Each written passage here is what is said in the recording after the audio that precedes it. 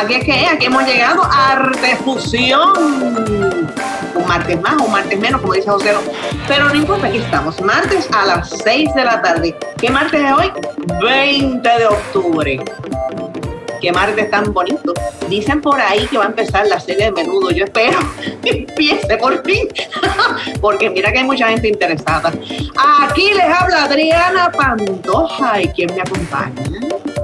Por aquí está Javier Ortiz Cortés para servirle a usted y a nuestra querida audiencia. Y por aquí les saluda como todas las semanas José Lo Arroyo, que también les recuerda que pueden siempre accesarnos a través de todos nuestros portales cibernéticos como artefusión.org, que es nuestro portal principal. También nos pueden conseguir ¿A través de dónde? A través también de nuestra página de Facebook, Artefusión, y también a través de YouTube, en nuestro canal de YouTube, Artefusión. Así que me le dan like y subscribe a la campanita para que le lleguen todas las notificaciones de todas las cosas que estamos trabajando semana tras semana para todos ustedes. O sea que si no hace tilín. No, todavía no la he dado, hasta que diga tilín. Y lo que, ¿verdad? De momento José se trancó ahí, pero lo que mencionó fue Twitter. El pobre José Lo no pudo hacer el pajarito de Twitter. Mira, y no, tenemos que hablar, ¿verdad? Que en artefusión.org ahora tenemos una pestaña y ahí están todas las encuestas. O sea que usted puede también pasar por ahí y decir, mira, por aquí, ¡pum! Y da su voto. Que de hecho, déjame yo, ¿verdad? Vamos a mencionar, mira, la pasada encuesta era a 7 meses de pandemia. ¿Te sientes listo ahora para asistir al teatro o a alguna actividad cultural? Adivine. ¿Qué dijeron? ¿Qué dijeron? El 25% dijo que sí.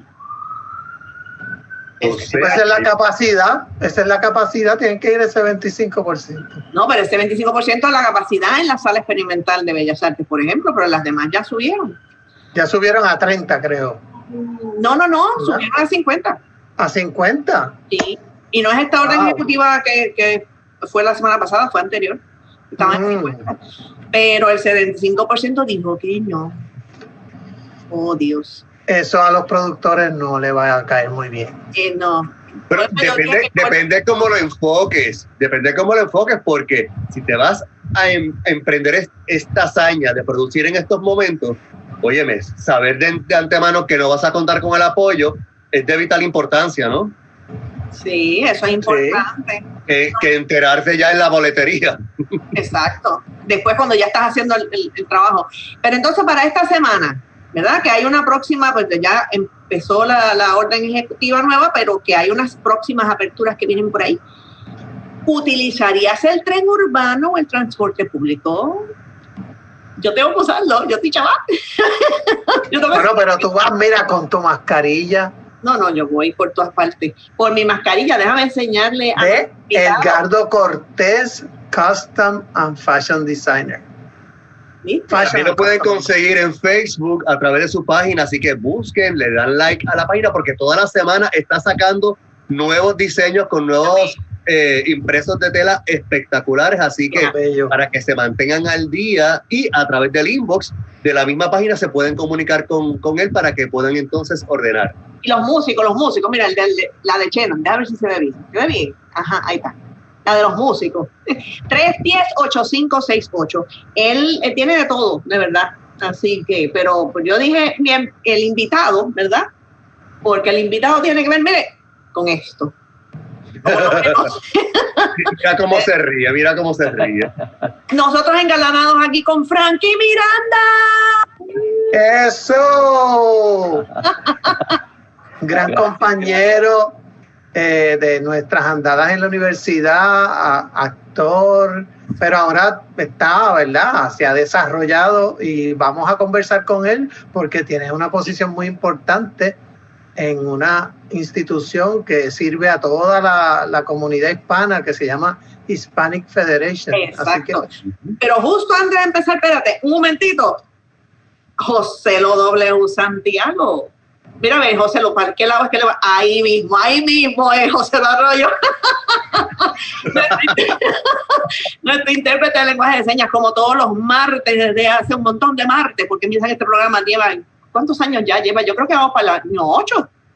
8. Vamos para el 8, sí. Oh, Dios. Y Cuarzo Blanco 31. Tranqui. Y allá abajo, en la esquinita detrás de Artefusión, está Chena Martínez. ¡Woohoo! Y bueno, nosotros estamos como en familia, porque literalmente estamos todos juntos ya aquí. W es el que es más chiquito y con todo y eso ya él es parte de, ya se ha convertido en un actor en señas. Frankie, bienvenido. Muchísimas gracias. De verdad que es un gran honor y placer para mí estar aquí con ustedes y muchísimas gracias por la invitación. De verdad me puse muy contento.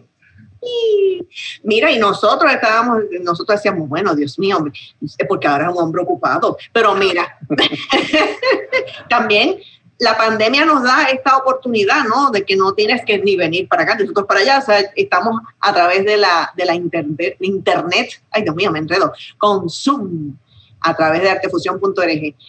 Y cuéntanos, porque tú estás en Nueva York, pero tú eres aquí como el Coquí. Así es, boricua, jibarito de Toalta, Puerto Rico, pero llevo viviendo aquí en Nueva York desde 1995, así que ya pasé la línea de vivir más acá de lo que viví en Puerto Rico. Fue algo que de momento me dio como... Fue algo como contradictorio, ¿no? En términos de los sentimientos, porque decía, mira, todo este tiempo, y la cosa es que yo nunca me fui de Puerto Rico de ninguna manera disgustado, fue una oportunidad que se dio y pues una oportunidad siguió a la otra y pues en un momento dado me sentía que no tenía la satisfacción de contribuir a la situación de Puerto Rico de manera positiva y ahora mismo en la organización en la cual lidero, he tenido esa gran satisfacción, especialmente luego del huracán Irma y María. Dios mío, que eso fue como que los monstruos que llegaron. Y que han sido en realidad, ha cambiado la manera en que nos vemos como país.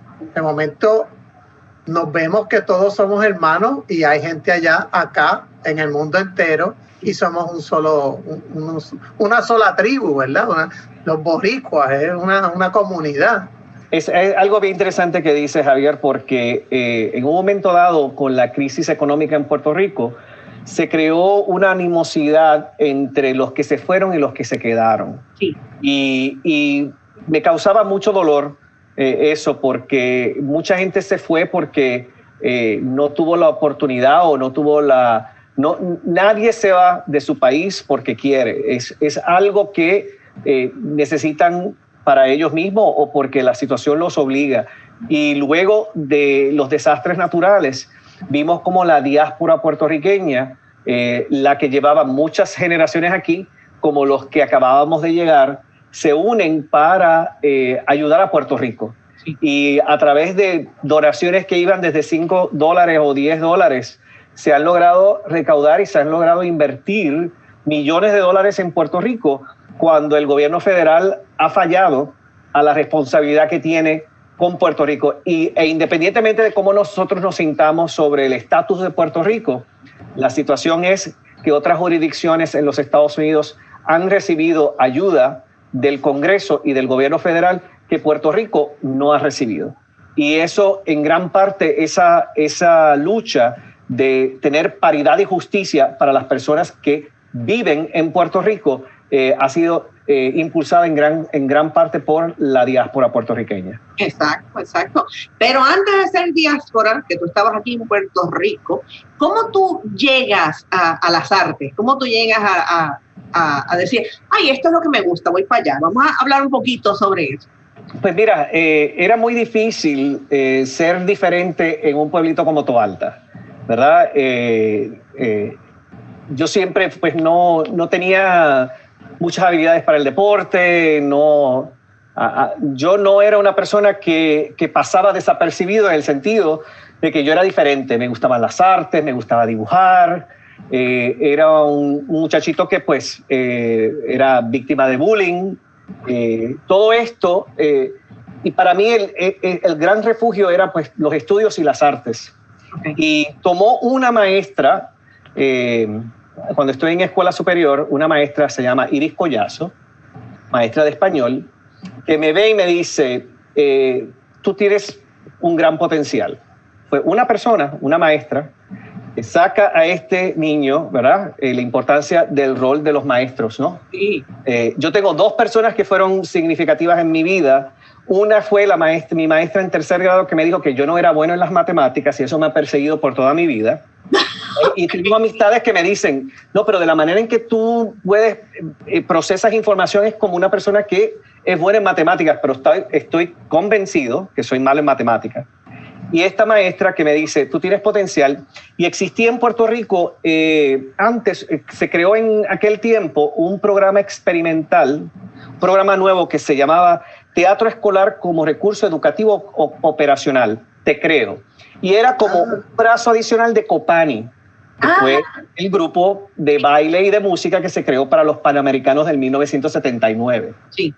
Estamos hablando aquí del año 87, ¿verdad? Estoy en escuela superior. Se hacen audiciones para crear esta tropa de teatro del Departamento de Educación de Puerto Rico, donde nos llevaban a la base Rainey en Aguadilla a entrenar 2 fines de semana al mes.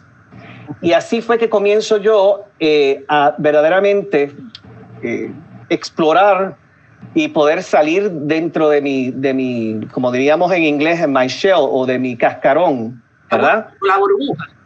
La burbuja, y es a través del arte, a través del teatro.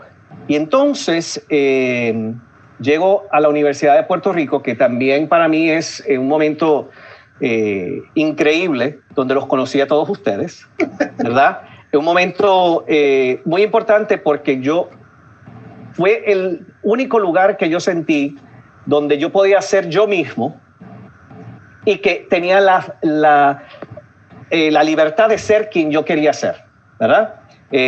Tanto intelectualmente como persona, como mi expresión, como la persona que yo era, mi identidad completa, se aceptaba en la Universidad de Puerto Rico. Era verdaderamente un refugio, tanto intelectual como de ideas, como de que tú podías vestirte como querías, podías enamorarte con quien tú querías. Era verdaderamente un paraíso, ¿no?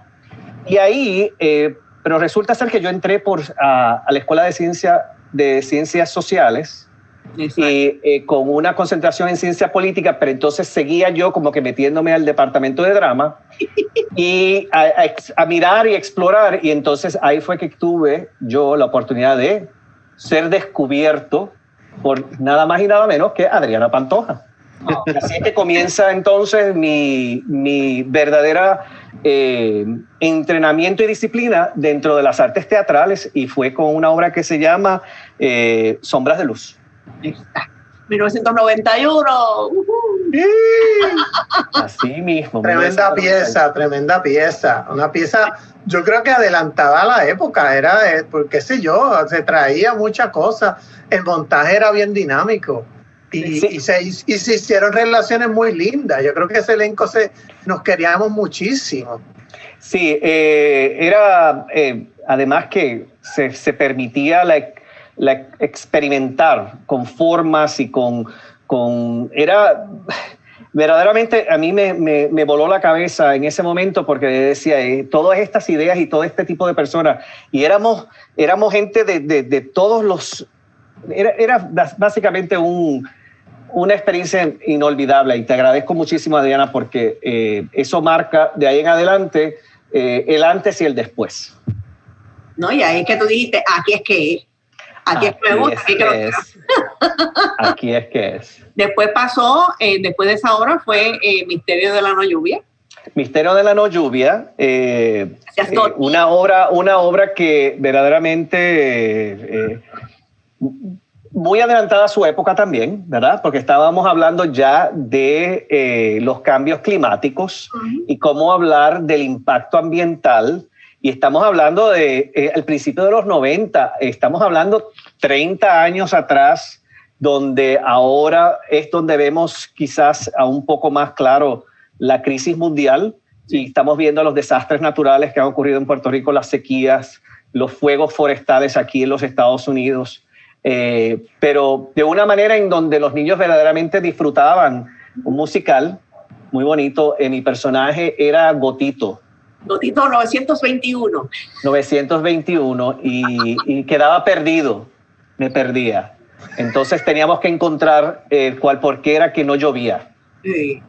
Estaba a decir, me parece que tú no tanto, pero Gotita 922 era la salvaje. Exacto. Esa te arrastraba para todos lados y tú pues, y entonces cayeron al mundo y entonces Mamá Nube estaba buscándolo. Pero fuera de eso ya y después, que tú estuviste en novelas, que ya yo vi, y estuviste en anuncios, en variedad, pero entonces decides irte a Estados Unidos a estudiar. Sí, tuve... Gracias de nuevo, Adriana, y la exposición que pude tener en Los Rodantes, la compañía de teatro Rodante de la Universidad de Puerto Rico, y de varios compañeros, ¿verdad? En donde todavía teníamos un remanente de lo que había en Puerto Rico, que era una gran industria todavía que existía, todavía de un poco de cine y un poco de televisión. Habían actores que podían vivir en muchos aspectos podían vivir. Se producían en Puerto Rico unos anuncios espectaculares que eran galardonados alrededor del mundo. Y tuve la oportunidad de participar en varias cosas. Clase del 90, una miniserie que para mí, no sé si es la primera, pero la primera vez que se incluían personajes gays y que se incluía un personaje que tenía VIH. Era un poquito de la fórmula de los niños ricos con problemas, pero aún así tenían unos personajes que completamente fueron diferentes de lo que se acostumbraba a ver en Puerto Rico. Uh-huh. Y creo que ahora WIPR es quienes tienen los derechos de esta serie, sí. ¿Verdad? Logramos hacer varias cosas con eso. Todavía se intentaba hacer novelas producidas en Puerto Rico. Habían unas cuantas producciones que iban y venían, y los comerciales que por muchos años siempre me identificaban como el muchacho de ¿a quién le faltaban los tornillos? De Tommy Muñiz, sí. Las ferreterías Mazón, que él me contestaba, ¿y a quién no le falta un tornillo? Pues eso fue por varios años el muchacho de los tornillos, que le faltaban los tornillos. Y de ahí entonces en 1995, con dos compañeros más, Alfredo Galván y Miguel Bando, que es profesor en la Universidad de Puerto Rico, y Alfredo, que es ahora mismo trabaja aquí en la radio en Nueva York, solicitamos para universidades aquí en Nueva York, pero eso fue como una cosa de pues vamos a tirarnos y que pues si sale, sale, y no sale, pues no sale. ¿Eran maestría en teatro?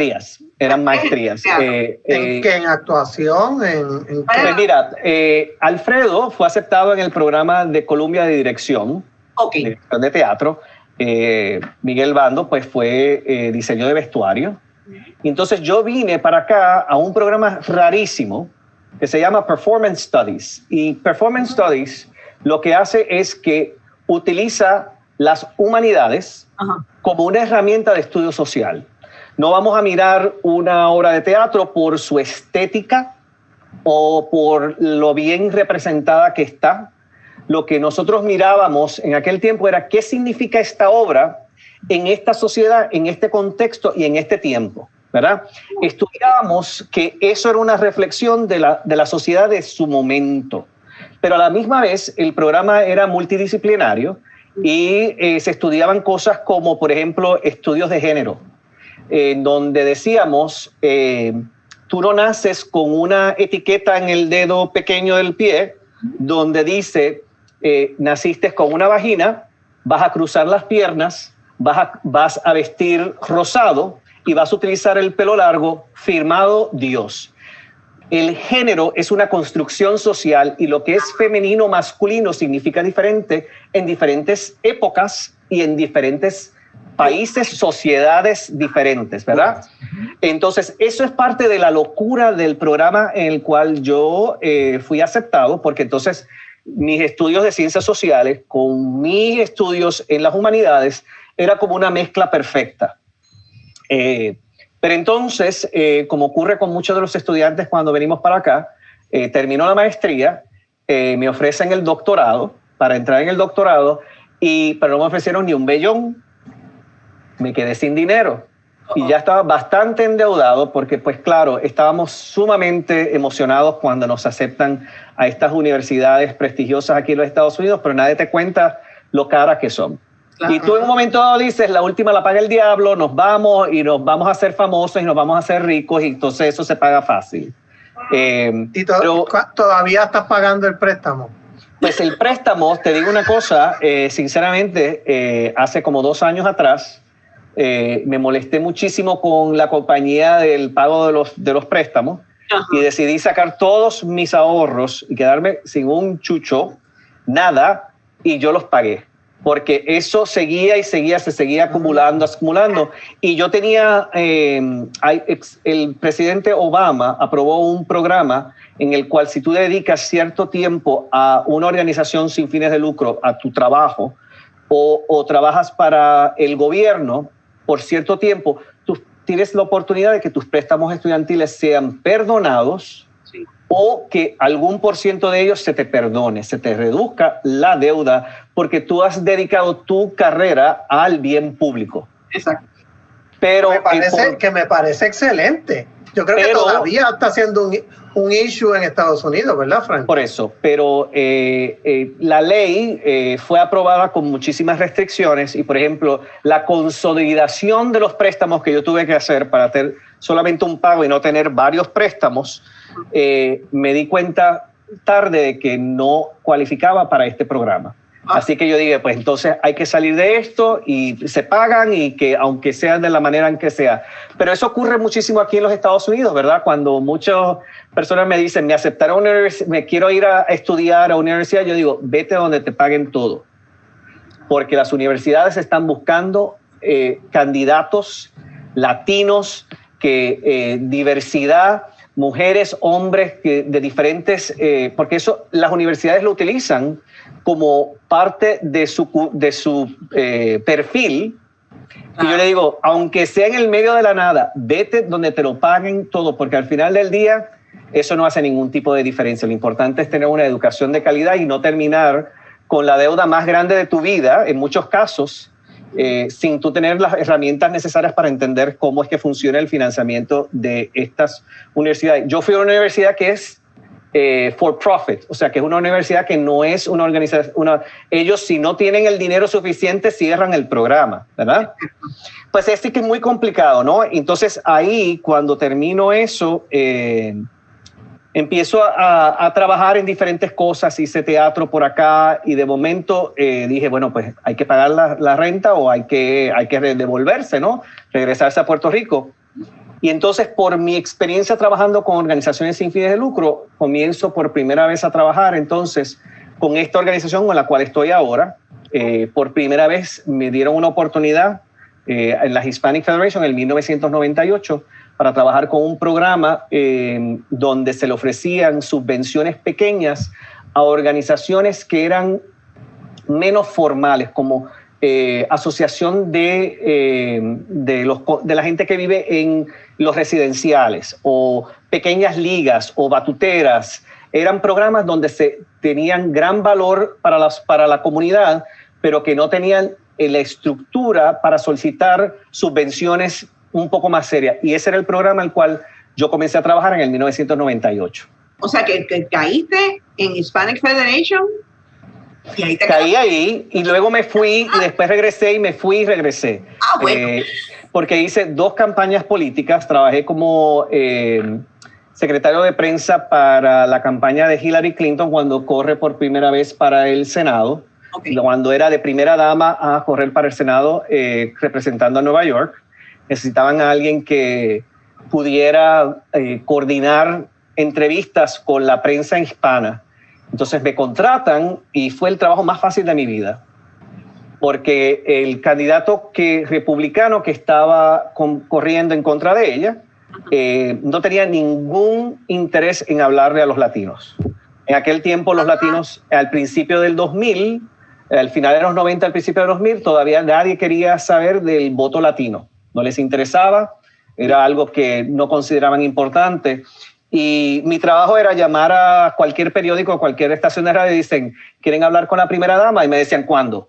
Ahora mismo, vamos a hacerlo. Imagínate. Entonces, luego de esa, trabajé también en otra campaña política de Fernando Ferrer, que era el presidente del condado del Bronx, puertorriqueño, que corrió para ser alcalde de Nueva York. Esto es en el año 2001. Justo la primaria fue el día del 9/11. Esa primaria la iba a ganar Freddy Ferrer en aquel día. Se suspende la primaria por la emergencia de las Torres Gemelas, y en las 2 semanas y media que tomó para volverse a hacer la primaria de nuevo, ocurrieron unas cuantas situaciones en la ciudad, pues, que estaba muy traumada con todo lo que pasó con el 9/11, y Freddy Ferrer pierde esa primaria. Y por eso es que este candidato, el partido se divide, para hablar de cosas que pues, pasan también en Puerto Rico. Pierde Freddy, se divide el partido, ¿verdad? La gente se pone entre los afroamericanos y los latinos y las otras partes de las comunidades. Se divide el partido y este candidato oscuro que nadie conocía, corriendo por el Partido Republicano, Michael Bloomberg, se convierte en el alcalde de Nueva York. Ese momento cambia la historia y entonces Michael Bloomberg, que era este billonario, pero que nadie conocía en la política, se convierte entonces en el alcalde de Nueva York, que de alguna manera también transforma a la ciudad dentro de una ciudad que es más dirigida al desarrollo de vivienda de lujo y no de vivienda asequible, que ha sido el gran parte del problema aquí en la ciudad de Nueva York, especialmente en comunidades que eran de latinos, donde han estado siendo empujados fuera, porque entonces los vecindarios que antes eran considerados como no deseados, ¿verdad? Ahora tienen gran valor y que se están entonces desarrollando. Y nada, después de eso fui a trabajar para Univision como director de comunicaciones para la estación de Nueva York, y en el 2006 regreso entonces a la Federación Hispana, donde he estado ahí desde entonces. Pero ahora, o sea, ¿hace cuánto que tú eres el chief ahí ahora? Pues mira, hace un año, en diciembre de que acaba de pasar, entonces me nombran presidente de la organización. Ha sido un reto enorme. Somos una organización a nivel nacional dedicada a la promoción y la abogacía de la comunidad hispana aquí en los Estados Unidos. Recientemente, luego del huracán María, abrimos oficinas en Puerto Rico para ayudar a las organizaciones sin fines de lucro en Puerto Rico, que sirvieron como las personas que respondieron cuando el gobierno colapsa y el gobierno federal no está presente luego de la emergencia. Son estas organizaciones en la montaña, en áreas remotas de Puerto Rico, que comienzan esa ayuda a sus propias comunidades. Entonces, ese es el trabajo que nosotros hacemos tanto en los Estados Unidos como en Puerto Rico, es ayudar a organizaciones que proveen servicios directos a la comunidad, no únicamente a hispanos, pero que lo hacen que son bilingües y biculturales. Son estos servicios que son únicos de estas organizaciones, que entonces nosotros no le decimos cómo tienen que proveer sus servicios, pero queremos que nunca cierren sus puertas, y nosotros le proveemos tanto recursos como dinero, como también otras oportunidades para que puedan continuar funcionando. Y entonces en diciembre me hacen presidente, y entonces en el primer día que iba a tener a todo mi equipo luego de las Navidades para trabajar las prioridades del 2020 es el gran terremoto en Puerto Rico. Y ese primer día se convierte entonces en la reactivación de esta red de organizaciones en Puerto Rico que ya estábamos ayudando, para entonces darle una segunda vuelta, crear un centro de acopio y de distribución en el área sur, y poder entonces continuar desarrollando estas organizaciones que ya tienen la experiencia, lamentablemente, pero ya tienen una experiencia de desastre natural y entonces son reactivadas alrededor del terremoto. Y pues luego, un mes y medio después, ocurre entonces la emergencia de la pandemia. Y entonces entramos entonces en otro tipo de emergencia, pero la experiencia en Puerto Rico nos ayudó como organización a poder no sufrir de lo que una gran amiga mía le llama es parálisis de análisis, ¿verdad? Porque muchas organizaciones aquí en los Estados Unidos filantrópicas tienen les toma más tiempo tomar estas decisiones. Okay. Pero cuando hay una emergencia natural como esta, tú tienes que actuar en el momento. Tú no puedes esperar 6 meses a esperar que te manden propuestas, que te manden, vamos entonces a tener entrevistas con estas personas. No, en este momento nosotros lo que hicimos fue que inmediatamente entramos en modo de emergencia y comenzamos a proveer subvenciones de emergencia a organizaciones que aquí en los Estados Unidos y especialmente en Nueva York, donde nosotros tenemos nuestras oficinas centrales, son aquellos que están proveyendo comida, son aquellos que están proveyendo ayuda de emergencia en efectivo para pagar la renta, son aquellos que están proveyendo ayuda a los inmigrantes indocumentados que fueron completamente descartados dentro del paquete de ayuda federal, o aquellos que tienen un solo familiar que está indocumentado y el resto de la familia son documentados. Esos hogares fueron descartados por esta administración. Nosotros comenzamos entonces a proveerle a estas organizaciones fondos para comprar computadoras porque no podían ofrecer los servicios remotos o darle a un material de protección personal para continuar haciendo su trabajo. Estoy muy orgulloso que desde que comenzó la pandemia hasta ahora hemos logrado dar subvenciones en un monto de $14 millones en 25 estados, incluyendo a Puerto Rico, donde hemos podido ofrecerle a las organizaciones recursos sin ningún tipo de ataduras o algún tipo de condiciones donde demuestran que están trabajando en la respuesta del COVID-19 y nosotros le hemos podido ayudar. Como por ejemplo pasa con Arte Fusión. De hecho, la respuesta nuestra es no podemos ir a la emisora, tenemos que hacerlo grabado y aquí estamos. Una pregunta, cuando te nombran en diciembre, ¿cuál fue tu reacción? Eso me interesaría saber. Mira, fue algo que no esperaba porque lo que ocurre verdaderamente es que por causa de este mismo trabajo, el presidente anterior de la federación sufre de una crisis de salud personal y entonces no puede continuar en el trabajo y entonces básicamente la junta de directores se vira y me dicen, pues entonces lo vas a hacer tú. Entonces yo digo, pero es que a mí nadie me ha preguntado y a mí me dice, pero es que lo tienes, no hay más nadie. Y digo, pero es que yo no estoy seguro que yo lo quiero y me dice, pues no nos importa. Básicamente fue esa la conversación, ¿verdad? Porque desde el principio se sabía que el 2020 iba a ser un año histórico y todo lo que teníamos planeado, ¿verdad? El foco, aparte de los programas que hacemos normalmente en la federación, era censo, registro de votantes y sacar a los votantes a votar. Okay. Y todo esto pues se complica pues por la pandemia. Y como hemos visto, la fecha límite del censo ha cambiado ya 4 veces, ¿verdad? Ya cerró el proceso del censo porque esta administración ha estado creando una narrativa tóxica acerca de lo que somos los latinos, latinas, hispanos, Latinx, como los queramos llamar, incluyendo a Puerto Rico, a la gente que, los ciudadanos americanos que simplemente por casualidad viven en Puerto Rico, porque independientemente de luego de cómo nos sintamos de nuestro estatus en Puerto Rico, los puertorriqueños son ciudadanos americanos y les deben ayuda del gobierno federal. Esta administración se ha dedicado entonces a tratar de silenciar la importancia de nuestra comunidad. Por eso fue que se trató de incluir la pregunta sobre la ciudadanía para tratar de intimidar a personas en el país a no participar. Por eso han sido los cambios de las fechas que constantemente... Una de las cosas más difíciles que nosotros hemos tenido que hacer es, cada vez que nosotros hablamos de la situación de Puerto Rico, es tratar de contrarrestar el daño negativo de la Casa Blanca. Porque cuando ocurrió el huracán Harvey en Texas, nadie lo cuestionó. Cuando ocurrieron otros desastres naturales a través de los Estados Unidos, nadie lo cuestionó.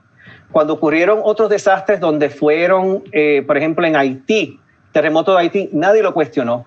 Pero lo que pasó en Puerto Rico, luego del huracán María, ha sido cuestionado por la Casa Blanca constantemente. Y nuestro trabajo ha sido tratar de corregir esta información y tratar de informar a las personas de los Estados Unidos de que en Puerto Rico sí murieron personas y que Puerto Rico ha estado bajo una serie de presión económica, social y política por falta de actividad del Congreso y del gobierno federal. Así que ha sido un trabajo bien complicado y de alguna manera pues no hay tiempo de pensar. Es como que constantemente tratando de trabajar para mantener de alguna manera a nuestras organizaciones en una manera a que continúen funcionando, pero también tratando de velar por la salud de todos nosotros, porque lamentablemente, y esto nos pasa a los artistas, nos pasa a las personas que trabajamos en comunidad, somos muy buenos en cuidar a otros y ofrecer servicios a otros, pero no nos cuidamos nosotros mismos. Y esto ha sido gran parte de que nosotros podamos tener la compasión de reconocer que no podemos solucionar todos los problemas, pero que en este momento tenemos que continuar. Y el ojo está en el noviembre 3, a ver entonces qué puede pasar entonces con el futuro aquí de los Estados Unidos con respecto a lo que va a pasar con la Casa Blanca. Frankie, lo del censo ha sido una constante en las últimas semanas aquí en Artefusión, sí. Porque, ¿verdad? Hablando con la comunidad sorda, y cuando yo lleno el censo, yo no veo que haya ningún tipo de encasillado para que algún ciego o alguna persona sorda o alguna persona con problemas de movilidad o disfunción de algún tipo, ¿verdad? De algún reto de movilidad, pudiera hacerse visible. Porque hay una cosa de la etnia, que si eres de Hawái, si eres afroamericano, pero no hay gente que necesita apoyo. No hay esa parte para visibilizarse. Absolutamente. Y es un instrumento imperfecto, pero que aún así, con todos los retos que teníamos con respecto al censo, son millones y millones de dólares que comunidades van a perder si no participan. Especialmente en lo que se llaman las comunidades que son difíciles de contar, que son comunidades que ya dentro del mismo sistema, ¿verdad? Promueven de que estas personas no participen plenamente del proceso. Y cuando hay tantas personas comprometidas para que tú no participes, es porque es importante, más aún, de que tengamos que participar. Estamos hablando de representación en el Congreso, estamos hablando de que podemos hacer una correlación directa de comunidades que fueron devastadas aquí en los Estados Unidos, mayormente latinas, comunidades devastadas y que tuvieron una baja participación en el censo hace 10 años atrás, porque no habían camas de hospital suficientes, no habían recursos suficientes en esas comunidades, pero comunidades que participaron plenamente hace 10 años atrás estaban mejor preparadas, y para la próxima emergencia es importante que las comunidades participaran, especialmente aquellas que tradicionalmente no lo han hecho. Y pues esta administración de nuevo, y pues yo sé que no es un programa político, pero y nosotros como organización somos una organización no partidista que estamos plenamente interesados solamente en la participación cívica de nuestra comunidad, pero también tenemos muy claro cuáles han sido las fallas de este gobierno con respecto tanto a Puerto Rico, los puertorriqueños y la comunidad hispana aquí en los Estados Unidos. No, y definitivamente la situación de los sordos, que fue lo que menciona Javier, la situación de los sordos es grave. O sea, yo no sé en Estados Unidos, pero aquí en Puerto Rico, o sea, ellos no decían, pero el censo, pues, ¿para qué? Aparte que no se les explicaba. O sea, nosotros aquí en el programa les explicábamos, pero realmente, tú sabes, yo no sé cuántos sordos realmente llenaron el censo final. Exacto. ¿Qué estamos hablando, José? Sí, no, quería preguntar si cuál había sido la situación con los boricuas, ¿verdad? Allá en la diáspora, en esto de la pandemia, si también se le ha sido más complicado conseguir lo esencial por este tipo de animosidad en contra de los latinos o los puertorriqueños, y cómo eso ha dificultado o ha inclinado la balanza, ¿no?, en este asunto de la pandemia del COVID. En comparación con otras comunidades, las comunidades latinas aquí, y recuerda que cuando comienza el impacto de la pandemia en los Estados Unidos, comienza aquí en Nueva York. Y no viene de la China, viene de Europa, del viaje a Europa, donde se empieza a decir, bueno, pues entonces vamos a prohibir los viajes entre la China y los Estados Unidos, pero las personas estaban entrando y saliendo desde Europa, llegando entonces a Nueva York. Nueva York se convierte en el epicentro de la pandemia. Y el resto de la nación básicamente dice, pero eso es un problema de Nueva York, a nosotros no nos importa. Cabe mencionar, y para llegar a tu pregunta, Joselo, el hospital, tengo un hospital aquí al lado en Queens, y yo estoy a unas pocas cuadras del hospital donde se veían las imágenes más fuertes provenientes de Nueva York. El hospital de aquí al lado comenzó con un vagón refrigerado, y después eran 2 vagones refrigerados, y después eran 3 vagones refrigerados. Esto era una constante, eran las sirenas constantes, 24 horas, constantemente. Quienes en ese momento, los que podíamos, nos quedamos en casa. ¿Quiénes fueron a trabajar? ¿Quiénes fueron los que fueron a dar... a llenar los anaqueles en los supermercados? ¿Quiénes fueron a dar el delivery, a entregar las comidas? ¿Quiénes fueron los que se mantuvieron haciendo los trabajos de sanidad y de recogido de basura y manteniendo la ciudad operando? Fueron los latinos. Fueron puertorriqueños, fueron dominicanos, en gran parte ecuatorianos, mexicanos, que son los números más grandes aquí en Nueva York. Hubo gente que se pudo quedar en casa porque los latinos no tuvieron oportunidad de quedarse en casa. Tuvimos 3 veces más la incidencia de hospital y de muerte. A mí me preguntaron, ¿pero por qué los latinos están muriendo con tanto índice? Y digo, porque no había ninguna opción, porque tenían que salir a trabajar. Porque estaban afuera, exacto. Eso eran los únicos. Mientras que la gente decía, bueno, pero hay que quedarse en casa, pero ¿cómo tú haces que entonces el resto de la ciudad pueda funcionar? Fueron los negros y los latinos los que tuvieron que salir.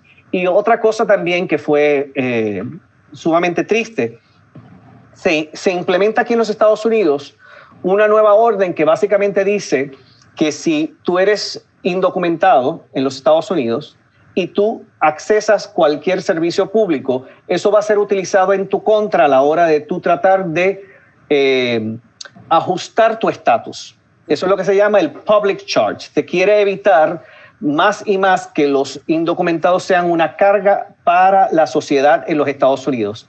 Eso lo que hizo fue que más y más personas no llegaran a los hospitales por miedo. Que las personas que iban a hacerse a los centros donde se establecieron las pruebas, donde estaban ayudados por la Guardia Nacional, personas en uniforme, la gente se iba, porque la gente no quería tener una interacción con oficiales.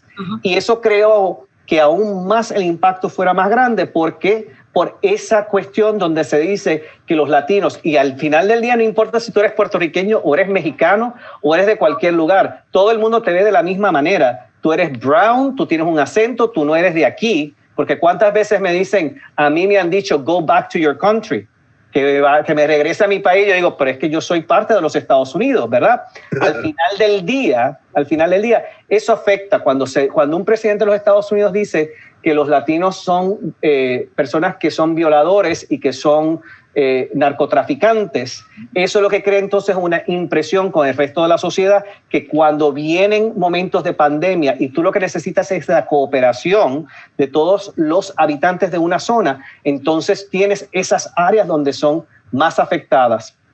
Imagínate que cuando se comienza el programa de rastreo de contacto y empiezan a llamarte y decirle, por favor, dame todos los nombres y los números de teléfono de las personas con las cuales tú has tenido contacto. Eso no funciona cuando tú tienes una sociedad que está temerosa de cooperar con las autoridades. Y eso también ha pasado con el censo, porque la gente entonces, cuando vienen los enumeradores y te tocan a la puerta, tú vienes y dices, esto puede ser alguien para removerme o para arrestarme o para sacar a alguien que está querido en mi casa, o el cuartito que yo estoy rentando y que no está legal, pero estoy rentando ese cuartito porque es de la única manera en que yo puedo sobrevivir. Me van a contar esa gente y me van entonces a dar una multa. Existen todas esas, por eso es que en Nueva York se trata lo más posible de promover que la ciudad es una ciudad santuario, donde a las personas cuando son víctimas o tienen algún tipo de preocupación, le piden a las personas que puedan reportar a las autoridades sin tener el temor de que pueda tener una repercusión con ellos. Eso es lo que se llama ciudades santuario, y que la administración de Trump ha creado una guerra contra las ciudades santuario, básicamente diciendo que son un peligro por la ley y el orden, cuando sin embargo las ciudades santuarios tienen mayor cooperación. Imagínate si tú eres una víctima de una violación, o tú eres víctima de acoso, acoso en el trabajo. Acoso en el trabajo, o tú tienes trata humana, tú no lo reportas porque tienes miedo de que va a tener una repercusión contra ti, y eso es lo que asegura, yo creo que esto hubiese sido peor si hubiese comenzado en otra ciudad en los Estados Unidos, cuando no había el tratamiento, cuando no habían las facilidades. Y yo espero que las personas, yo hubiese querido que el resto de los Estados Unidos, incluyendo Puerto Rico, hubiesen tomado ese dolor que pasamos nosotros acá, para que la gente tuviera en cuenta de que es serio y que verdaderamente existe. Saber de gente que has perdido por esta pandemia, y que las personas todavía lo cuestionen, sí. Y que, por ejemplo, en Puerto Rico hay veces que tú ves a la gente que viene y me dice, no, porque la nueva orden ejecutiva o cualquier cosa. Yo digo, Puerto Rico no está preparado para tener el impacto que nosotros tuvimos aquí. Aquí morían 800, 900, 1,000 personas al día. No sé. Esto es algo que solamente tú lo puedes entender en tiempos de guerra. Y eso nos pasó a nosotros aquí. Cuando decían, mira, estábamos celebrando porque se morían solamente 100 personas al día. ¿Me entiendes? Exacto. Por eso es que es importante que, y si me permiten a mí, yo creo que el gran mensaje que yo quiero que todas las personas que nos están escuchando es que si tienen a alguien en los Estados Unidos que puede participar de las elecciones en noviembre 3, que le pidan que participen. Que el día después de las elecciones, que sean los titulares que los latinos salimos a votar en números récord. Porque siempre nos llaman el gigante dormido, pero esta vez hemos perdido tanto y tenemos tanto que perder, que queremos que las personas digan, mira, que cojan esa rabia y la utilicen en el sufragio y que participen de las urnas. El puertorriqueño en Puerto Rico vota a niveles récords. Nosotros en Puerto Rico tenemos números de participación cívica envidiables. Antes de lo que pasó con la primaria, ¿no? Que fue bastante terrible, ¿no? Venían observadores internacionales a ver cómo era que Puerto Rico lograba de que la gente participara en tantos números, y cuando llegamos aquí a los Estados Unidos esa participación baja, y lo que queremos es que todos aquellos que, independientemente de la situación que tengan, que participen, que se registren y que participen de las elecciones, y que todas las personas en Puerto Rico digan, lo mejor que puedes hacer por mí, que me quedé acá, que me dejaste acá, es que participes en las elecciones. Exacto. Y disculpen que esto es un poquito, no, yo sé, podemos ponernos más light ahora, podemos volver a hacer algo más light. Ya estamos cerrando porque ya Chena me está diciendo, era el tiempo. Pero yo tengo una última pregunta, Javier, zumba la tuya, pero volando. Cuéntame. Bueno, a mí es una reflexión. Luego de escuchar todo lo que hemos hablado, me parece que la organización comunitaria y la participación ciudadana efectiva haría una sociedad más organizada ante los desastres naturales que van a seguir viniendo más a menudo a nivel natural, pero también de este tipo de enfermedades, ¿verdad? Que están comentando los científicos de que es posible que haya una más adelante, 5 años, 6 años, qué sé yo. Claro. Así que es un aprendizaje porque, nada, quería comentar eso solamente. No, y Javier, lo importante aquí es que entender que el tercer sector existe porque el sector privado y el sector gubernamental hay áreas en las cuales no puede cubrir. Exacto. El tercer sector es tan importante como el sector privado, como el sector gubernamental. Y creo que todavía hay mucha más educación que se debe hacer sobre la importancia de las organizaciones sin fines de lucro, organizaciones de base comunitaria, y de la manera en que también la filantropía individual debería funcionar. Los latinos somos personas sumamente generosas, pero normalmente damos a nuestros familiares, damos a la iglesia, damos a ciertas cosas, pero no existen otras tradiciones, como por ejemplo en otras comunidades, como digamos la comunidad judía aquí en los Estados Unidos, donde tiene una gran tradición de filantropía, donde ellos creen en causas y ellos las apoyan. Y en Puerto Rico deberíamos hacer un mejor esfuerzo por educar a las personas sobre la importancia del tercer sector, que esa organización de las artes o esa organización que provee servicios directos de salud humano son organizaciones que deben existir y que tienen una razón de existir porque están llenando un vacío que no lo puede llenar los otros dos sectores. Y también en Puerto Rico, pues, corporaciones tienen que hacer un mejor trabajo. Hay que también exigirle al gobierno que esas subvenciones a las artes y esas subvenciones a los grupos sin fines de lucro deben continuar, que cuando van a cortar de algún lado, que no seamos nosotros los primeros que nos vamos y los primeros invitados a regresar, los últimos invitados a regresar. Uh-huh. Pero tienes un gran punto con eso, Javier, y gracias por comentar. Y de hecho, pues mira, de verdad que estamos ya cerrando. Te tengo una última pregunta, pero ya más directa a Frankie Miranda, el actor. Frankie Miranda todavía le gustaría volver al escenario? ¿Le pica esa vena actoral? Pues mira, mencionamos algo fuera de cámara, ¿no? Antes de entrar al aire. Yo todas las destrezas que aprendí con el teatro, desde ese grupito de teatro de escuela superior hasta formalmente entrar a Cuarzo Blanco y luego entonces a la Universidad de Puerto Rico, eso a mí me ha ayudado a poder ser exitoso profesionalmente.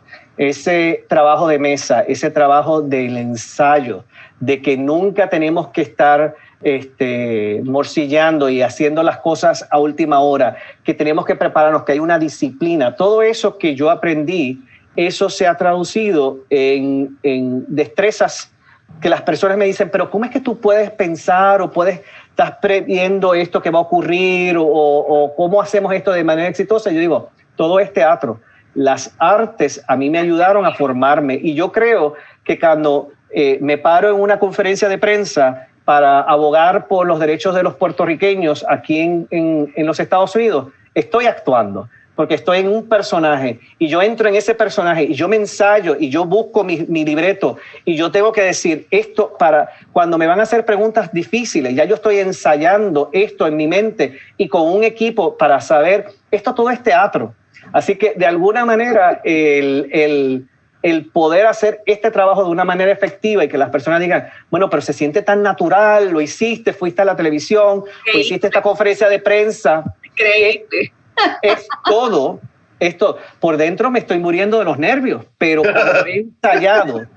como lo he ensayado y como lo he podido practicar, estoy mejor preparado para hacer este trabajo de educación pública. Así que la vena artística de las tablas, esa venita ya está como que bastante, no sé...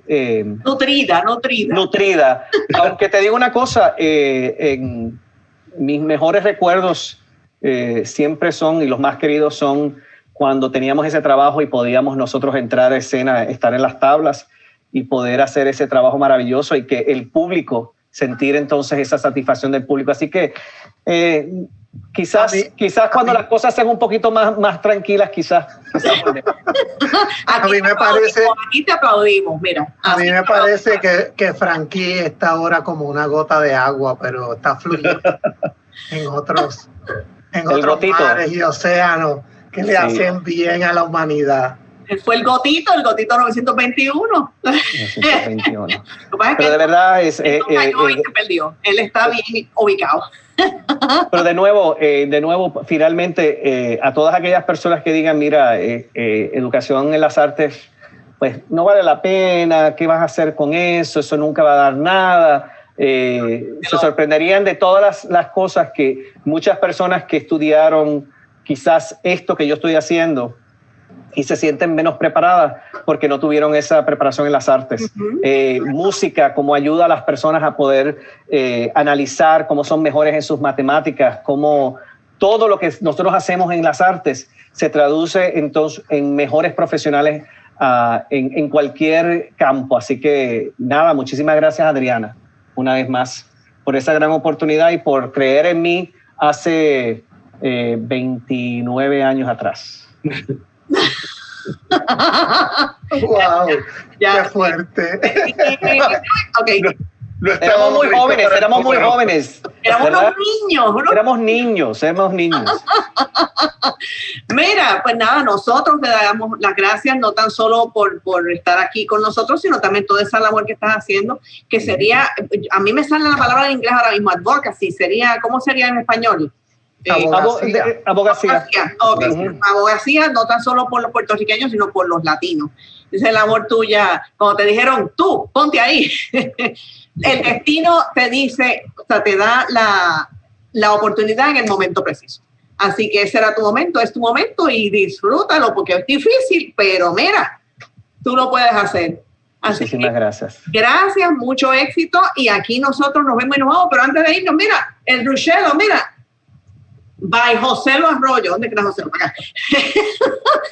Así que lo busca en Facebook y lo busca también en Instagram. Y mira, Mundo de Muñecos en Facebook para lo que necesite. Si necesita publicidad con títeres o talleres, funciones virtuales, ahí estamos a la orden. ¿Y a quién le agradecemos también, Javier? Al Fondo Flamboyán para las Artes, que precisamente nos ayuda para mantener este programa aquí en el aire. En el aire y en la tierra, bien anclado. Mira, y nosotros ahora sí, gracias a José Lo W. Santiago, que está bendito el pobre, pero todavía está, ¿verdad? Ok, está cansado, pero todavía está. Y a Chenan Martínez, como siempre. Gracias. Nosotros entonces nos vemos y nos vamos hasta el próximo martes, que todavía... yo creo que Javier Santiago es el que viene. Javier Santiago es el que viene. ¿Ya le toca? Sí, porque tenía que hablarnos de Menudo, digo yo, ¿verdad? No, muy bien, sí. Se fuera. Así que tenemos que estar pendientes. Así que nos vemos, nos vamos. Pórtense bonito, tengan linda semana y llévatelo, Chena.